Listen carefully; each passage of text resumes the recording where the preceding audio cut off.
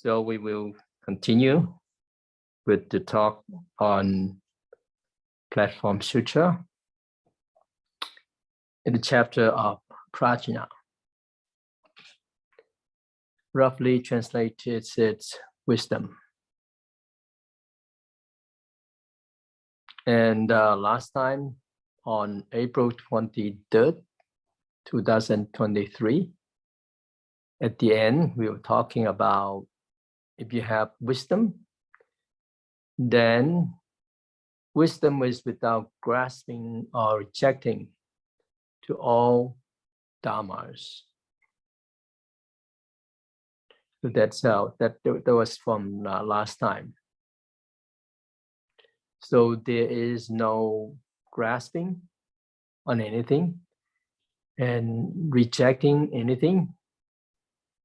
And in your mind, there is this not even the thing of something is good for me, something is bad for me, which is referring to the self-centeredness right there. If that's the case, then one will be able to see or realize our self-natures and reaching Buddhahood. So continue on. We'll begin with the translation first.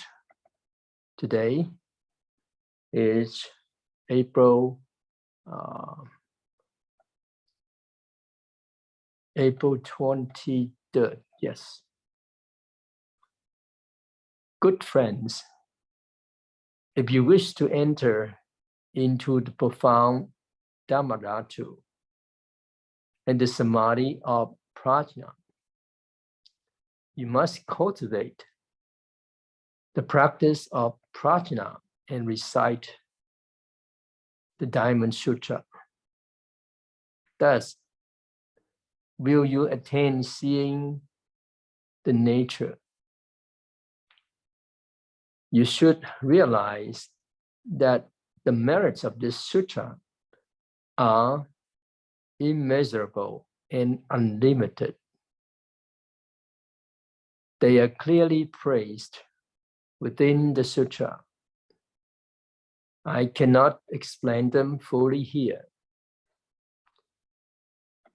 This teaching is the supreme vehicle. It is preached for those of great wisdom. It is preached for those of superior capacities. Those of small capacities and small wisdom who hear it will generate doubt. Why? It is likened to rain poured down by the great dragon onto Jambuvipa, which is the rose apple continent, island of Jambu. It washes away all the cities, towns, and villages as if they were floating lands. But rain falling on the ocean causes it neither to increase nor to decrease. If a person of the Mahayana or a person of the supreme vehicle hears this explanation of the Diamond Sutra, his mind will open forth in enlightened understanding. Therefore, you should understand that your fundamental natures or your original natures have in themselves the wisdom of Prajna. Allowing this wisdom to function of itself in constant contemplation. One, therefore, need not rely on the written word. It is likened to rainwater, which does not derive from heaven. Fundamentally, this rainwater is engendered by the dragon, and it causes all living beings, all plants, all those sentient and insentient beings to be enriched.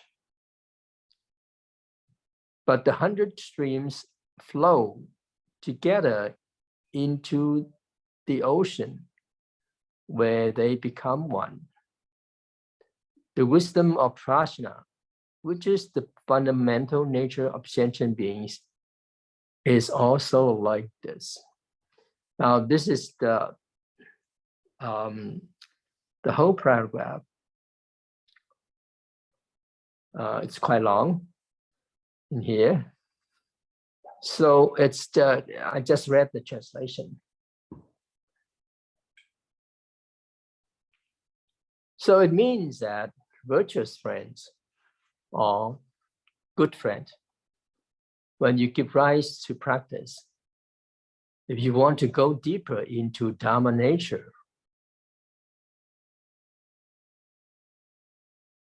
there is this prajna samadhi that we could enter into. How do you go about doing it? Which is referring to the practice.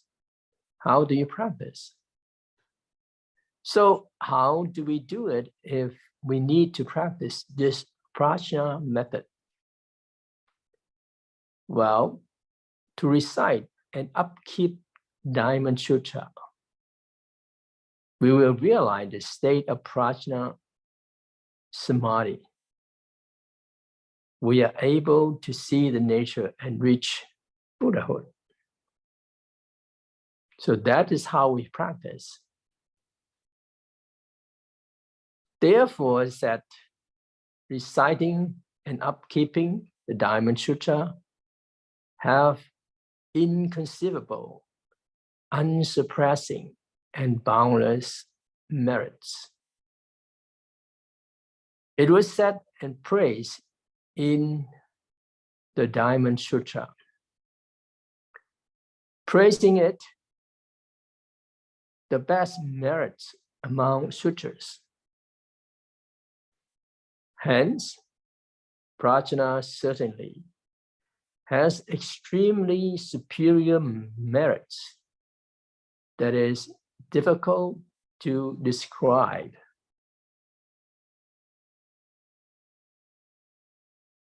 Now, the method of prajna in the Diamond Sutra is aiming at people with great wisdom, with higher roots or capacities.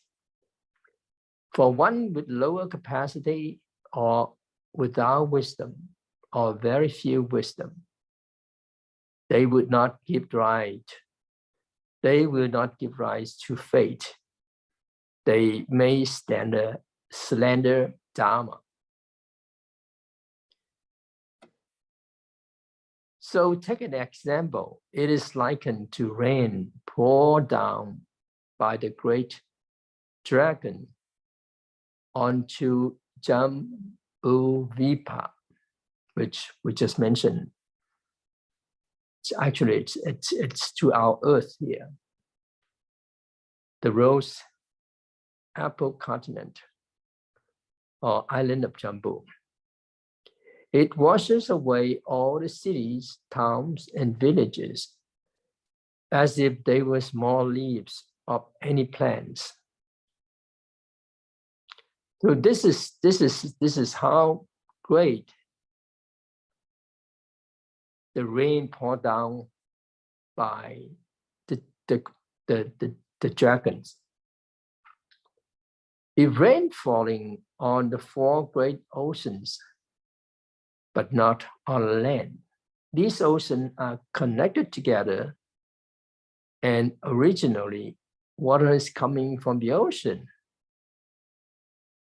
It is because of the power of the dragons that takes water from the oceans and returning it to the ocean. Therefore, ocean water is neither increased nor decreased. So pouring rain to the ocean is like nothing pouring.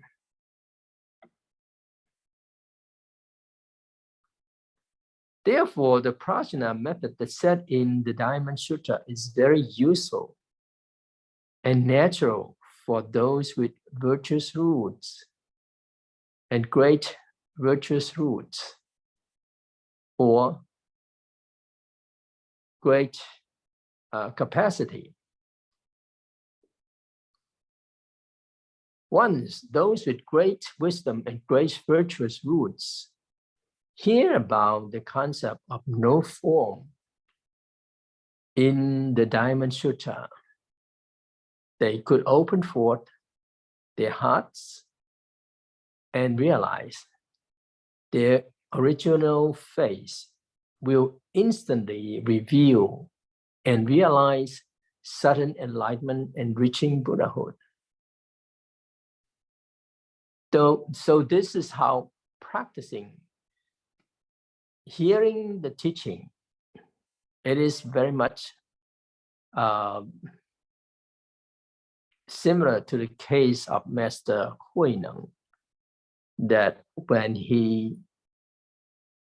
his teacher, the fifth patriarch, expound the Diamond Sutra to him, and when it reached this phrase that without abiding, the mind manifests, and he got sudden enlightenment. He came to a very deep, profound enlightenment. Those with virtuous roots and great virtuous roots are able to understand their original process, the wisdom of prajna is not different from the great wisdom one. So if one gets to that point, then they will realize that whatever they experience is not, there is not any difference from the one with great wisdom. And not only that, they are able to realize the self-nature ocean. Well, actually, it's a self-nature. From it, reveals a prajna wisdom and use it skillfully for the benefits of sentient beings. Now in here, we understand that once they realize the self-nature, and they will be able to make use of this prajna wisdom for the benefit of sentient beings. So therefore, those with virtuous root and great virtuous roots, they constantly contemplate on all phenomena of the world as true form, as the mind of self purified and self-nature. There is no need to rely on words and language. So for those with this, you could say, good karmic roots and great karmic roots, realization, and then they come to the contemplation constantly, contemplation on all phenomena of the world. And they are just as the way they understood or they realize. And there's no need to rely on words and language. Why so? Just take an example. It's likened to rain pouring down everywhere. It makes all sentient beings grass and plants, either sentient or insentient beings to be enriched. They're nurtured by it. And as a matter of fact, rainwater comes from great oceans up to the sky and turn into cloud. Cloud turn into rain and pour down everywhere. It becomes rivers. River will flow to the ocean to become one. So in this sense, water coming from the ocean, get up the sky, become rain, because it's cloud become rain afterward, and then pour down on earth, on oceans. On earth, then they will become rivers, but the river will flow back to the ocean and become one. So therefore, sentient beings originally possess self-nature. In it, prajna and wisdom is the same as the water of the ocean. It is neither gain nor loss. There aren't any differences. Now from here, we understood that sentient beings has this so-called Buddha nature, you name it. And the wisdom of prajna is the same as the water, comparable to water of the ocean. It's never gained, never lost. There's no differences. So that explains the whole paragraph here. And there's a few things that we need to further elaborate on. Now, this good friends, this word good friends or virtuous friends, we've heard it before. And in Sanskrit, it's called Kalyam Mitra, referring to friends that support us, that benefit us in practicing Buddha Dharma. It could be our friends, could be our teachers, all are called virtuous friends. Well, actually, teachers as well as friends, they always have some connections. Sometimes friends, it's even better than teachers. And sometimes the teachers and the students are just like our friends. And I believe that many of us, in our life, we encounter many of these virtuous friends. And then in it could be your relatives, it could be your friends. And in the beginning, we don't know each other. And from these people, we know about Dharma. And then we get into practice. Then they become our virtuous friends.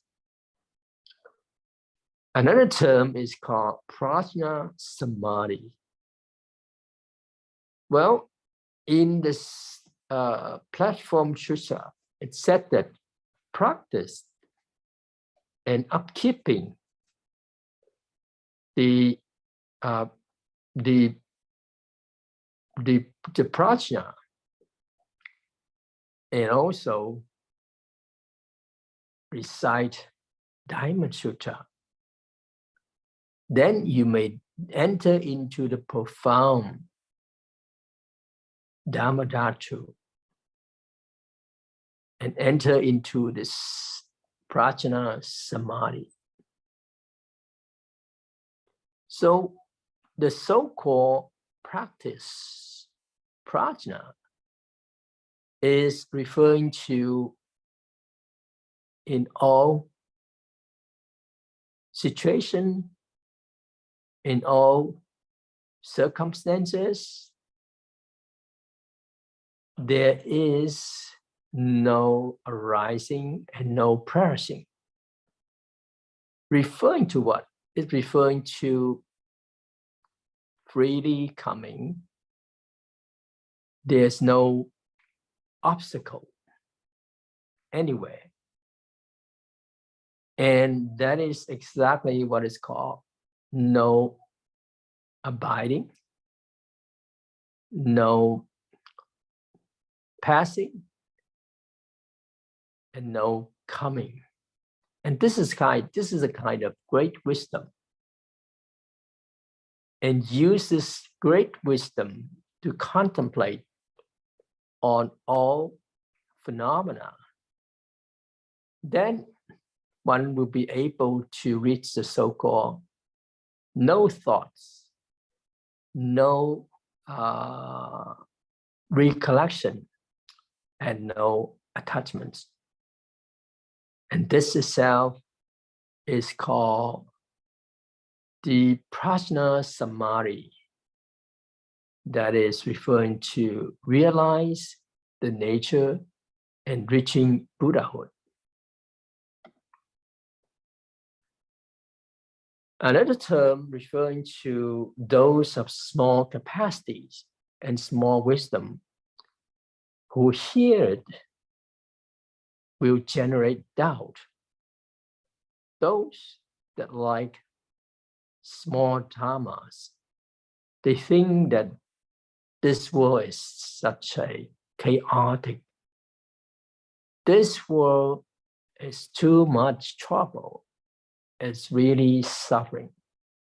So they want to escape from this world. But the teaching of Diamond Sutra is for the Mahayana Bodhisattva, and it's called the Great Dharma. So those of small capacities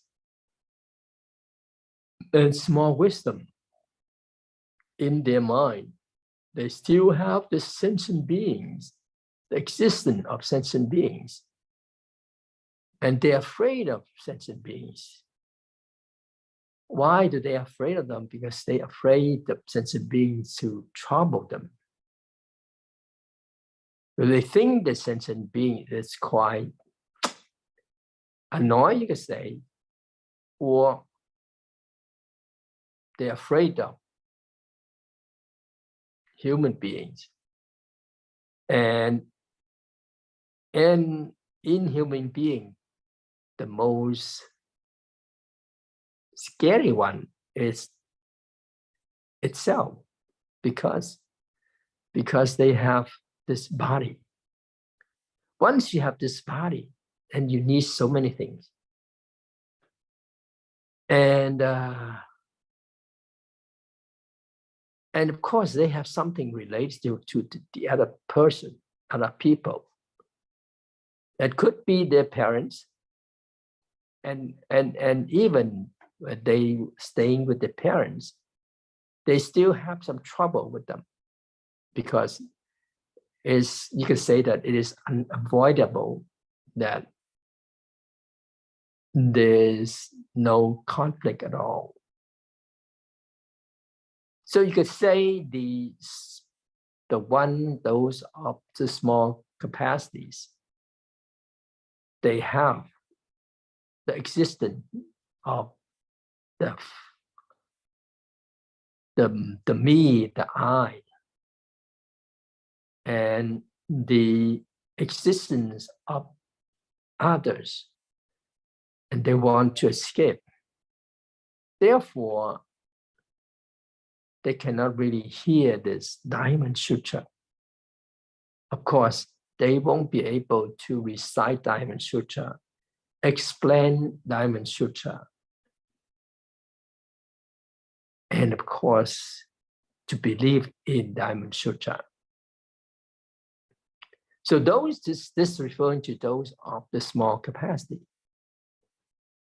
Well, maybe some people think that, well, to be an ordinary person actually is quite simple. I'm just myself. I just have my family. I just take some responsibilities. But if I'm reaching Buddhahood, then I could transform into many, many bodies.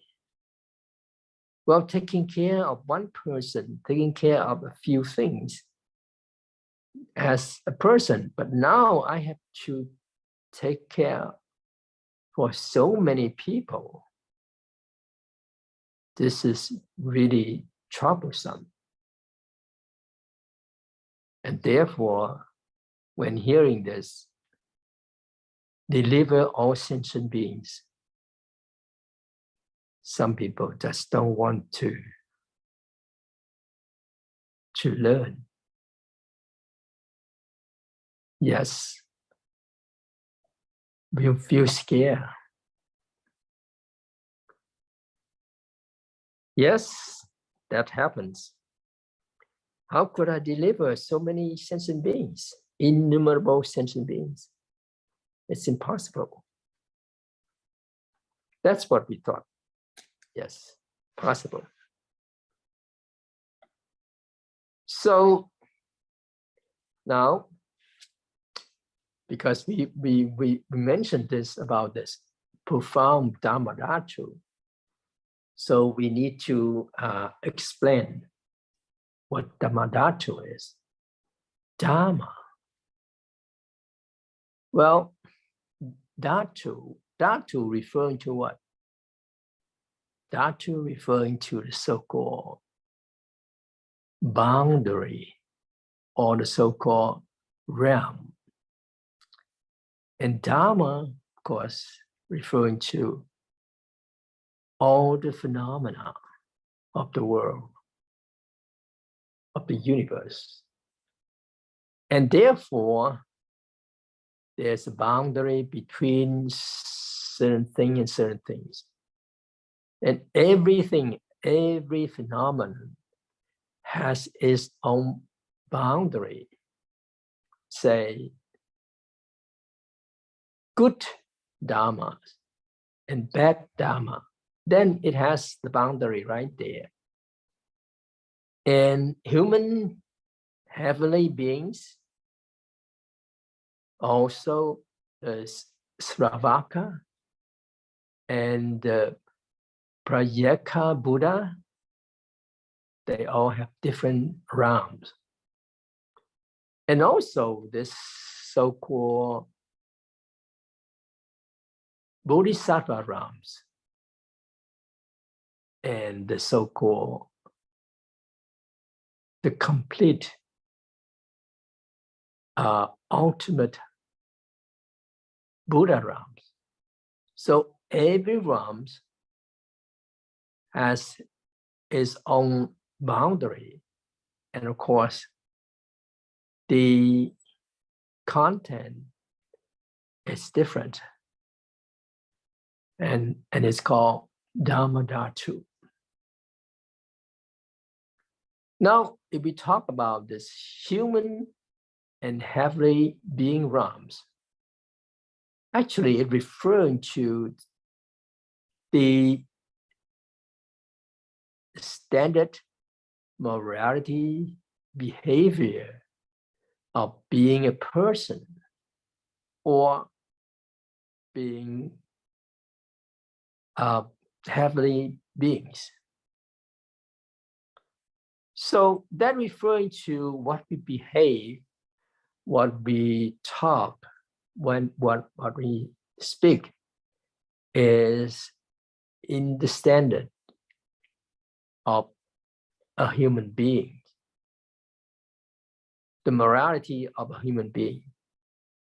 If it meets the standard of having beings,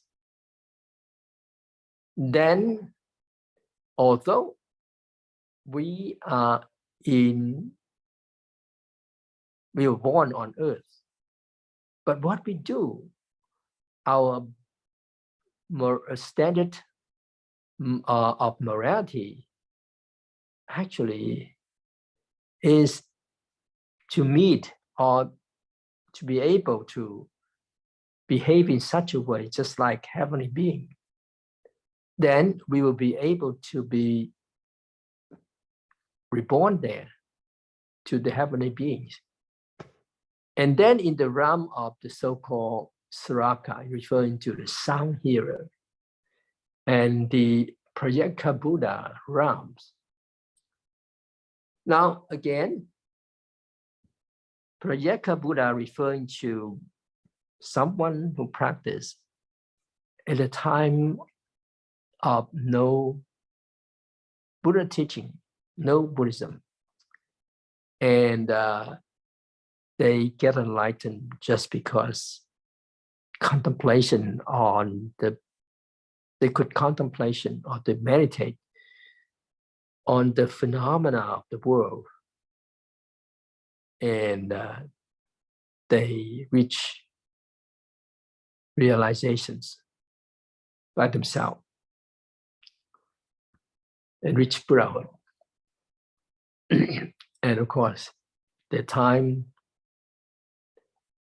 there's no Buddha's teaching, but they could realize that. So the sound hearer or Sravaka, then the standard or the morality standard of being a person, a human being, or the heavenly beings,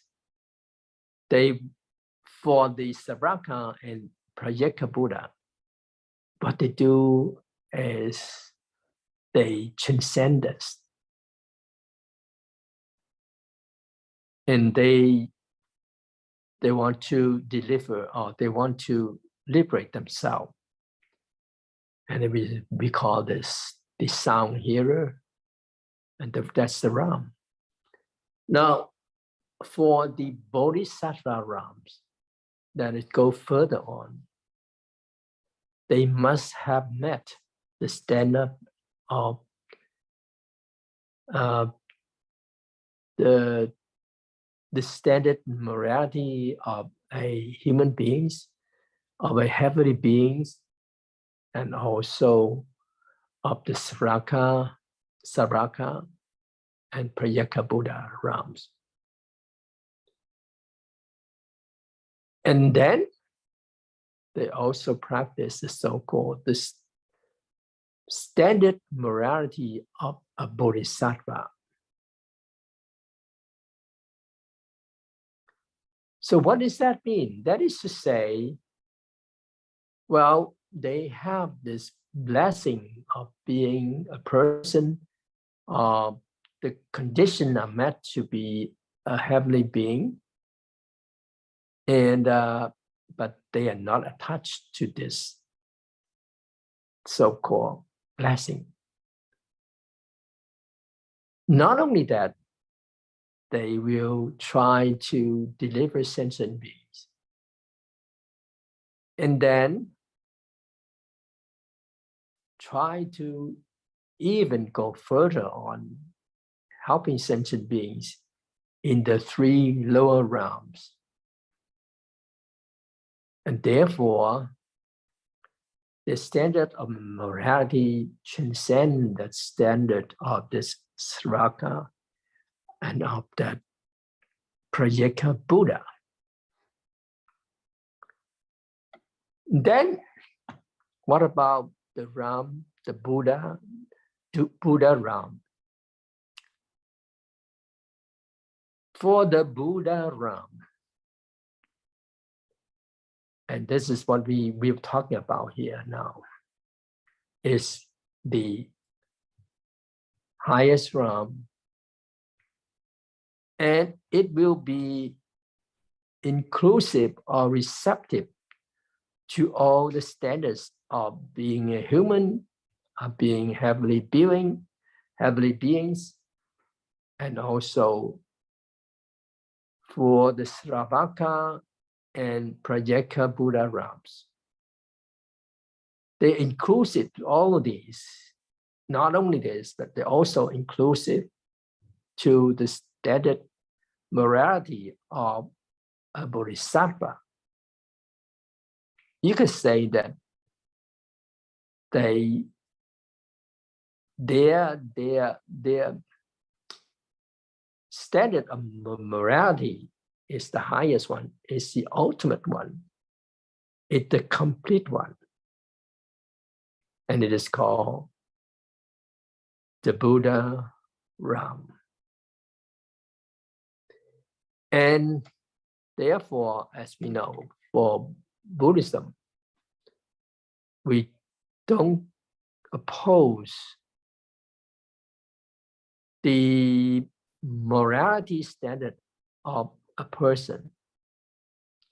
Of course, we will not oppose the morality standard of heavenly beings, but we also praise for that. And if someone practices so that to be reborn in the heavenly realms, we also praise for that. But we go further on until reaching Buddhahood, because it is ultimate.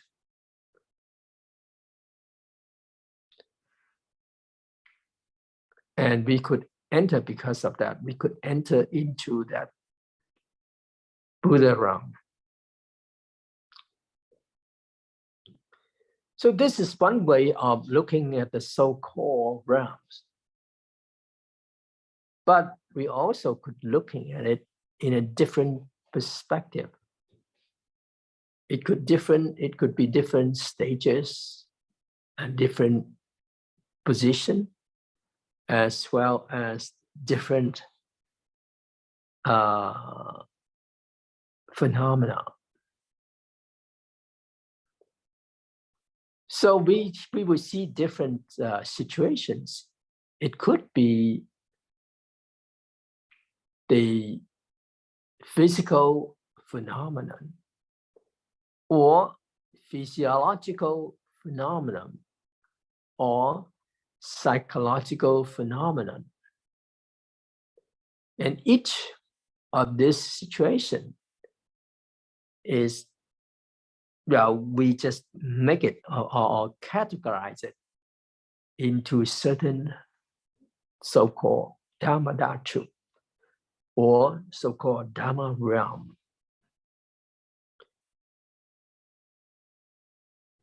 And what about in the family? In the family, we have different realms as well. The father's realm, the mother's realm, the husband's realm, the wife's realm, the son's realm, the daughter's realm. So how many people do you have in the family? Then you have different realms. Now this is referring to the family. And then when we refer to our body, then we also have different realms. And we know that Buddhism talks about this body of us that is with the four great elements. What are the four? Earth, water, fire, and wind, right? So they are the four great Dharma realms there. Earth referring to something that is solid, like our hair, our bone, our muscles, our cells, referring to earth. And then water, the realm of water. Then it referring to our blood, our urine, our liquid form, and our sweat. That referring to water. And then fire. Well, what is it that's fire there? Well, actually, fire here referring to temperature of our body. We feel warm, we feel cold, and we feel heat. Sometimes we're referring to this heated up. We feel heat, hot. And then sometimes it's so hot that we may feel like, oh, I feel so sore in my eyes. That referring to what? That referring to the four elements of the body is not really working that well. And body temperatures referring to the so-called fire. And if the four great elements of our body is working in harmony, then we feel warm, or we feel our body temperature. And of course, the temperature referring to fire within our body. And then what about wind? Wind referring to our breathing, right? We breathe. And then within our body, every part had some space. Say, for example, our pores, in the skin, in our skin, we have pores, right? So the skin has space, and the stomach, the intestine, also there are space.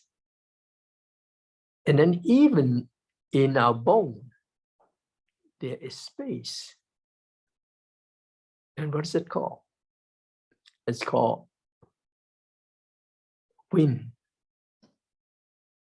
Because of wind, then there are movements, say movements in our stomach, in our intestines. And because of this, then the blood could flow. And the movement here, right there, we could call it, because we could say that this is wind, that is possible for all these things to move.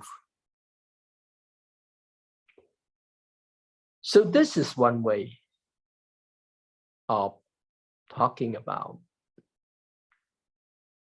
this Dharma realms, different realms.